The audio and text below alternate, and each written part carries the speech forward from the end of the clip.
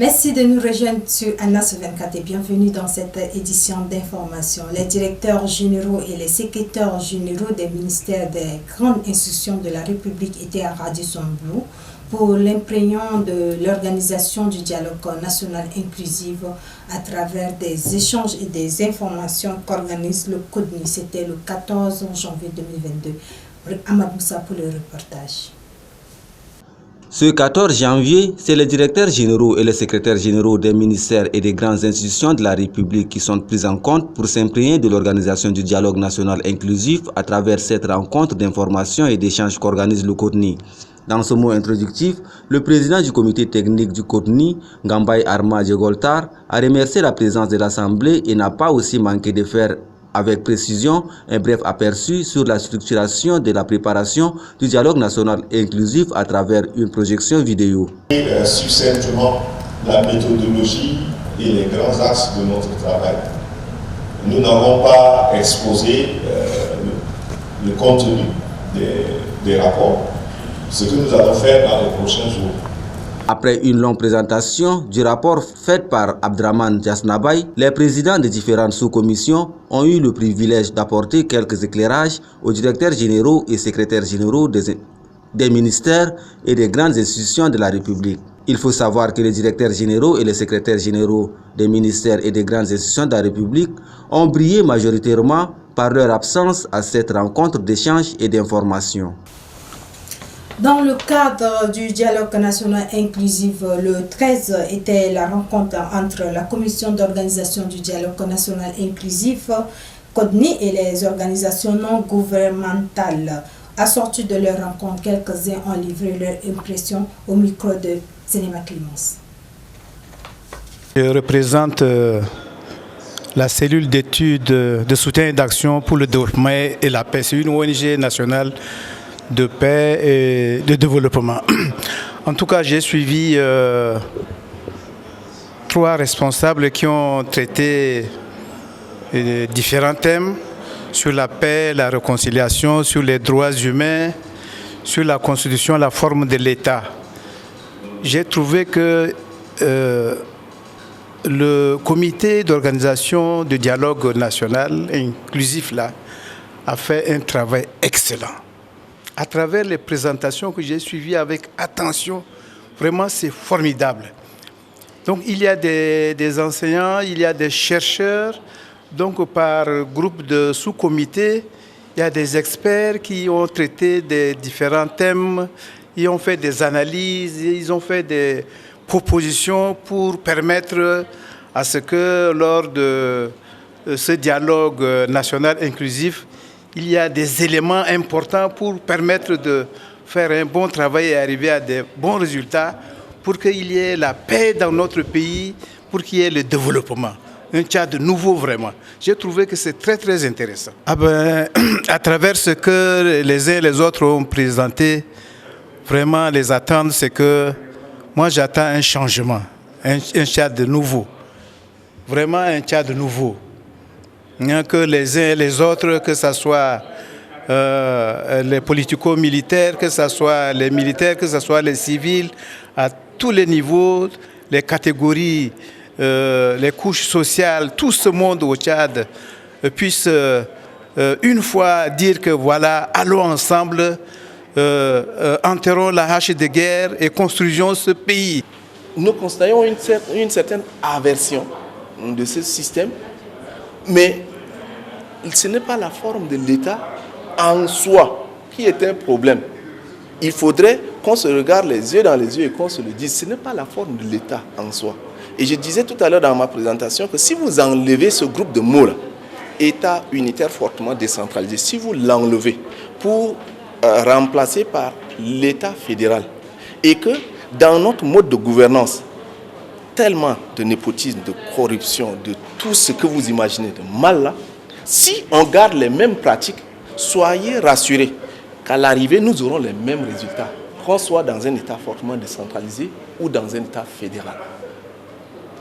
Et ça, c'est de notre rôle d'analyser comme cela et d'expliquer aux gens. Notre rôle, c'est d'éclairer les gens.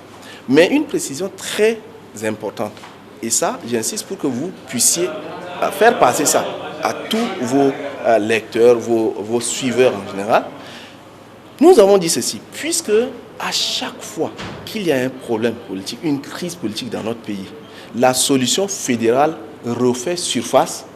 Faisons à ce que cette fois-ci, au dialogue national inclusif, que ce sujet soit débattu solennellement et courageusement par les délégués qui seront là et qu'une décision soit prise de manière souveraine par les délégués qui seront là au dialogue. En santé, le bureau exécutif de l'Ordre national des médecins du Tchad a fait un point de presse ce 14 janvier 2022 dans leur siège. L'objectif de ce point de presse est de faire le bilan des activités de l'Ordre de l'année 2021 et les perspectives pour l'année 2022. Suivez un extrait du président Dr Mbaye Guénan Djonadi. Qui est à votre service dans l'intérêt de la population. Et si parfois certaines de nos exigences administratives ou judiciaires ou bien juridiques peuvent vous agacer, sachez que nous tenons avant tout à protéger notre noble profession et au-delà vous rappelez combien la moralité saine, la probité et l'entraide restent des objectifs que nous trouvons essentiels dans le cadre de cette mission. La mandature en cours que nous avons l'honneur de présider, c'est fixé comme objectif général l'assainissement et l'amélioration de la profession médicale au Tchad, au bénéfice de la population. Et dans le contexte de l'épidémie Covid-19, l'Ordre national des médecins du Tchad entend jouer pleinement son rôle dans la campagne de lutte contre la pandémie, même si le pouvoir public semble ignorer cela. Aussi, la formation des médecins sur la déontologie et l'éthique médicale reste notre souci majeur. Et rencontré par les médecins praticiens sur l'ensemble du territoire, c'est-à-dire du pays. Ces difficultés sont parfois intrinsèques aux médecins ou liées à leur environnement d'exercice. Grâce aux différentes sociétés savantes qui ont vu le jour ces derniers temps dans notre pays, nous espérons amoindrir ces difficultés, surtout liées aux problèmes de compétences, pourvu que ces sociétés fassent leur travail.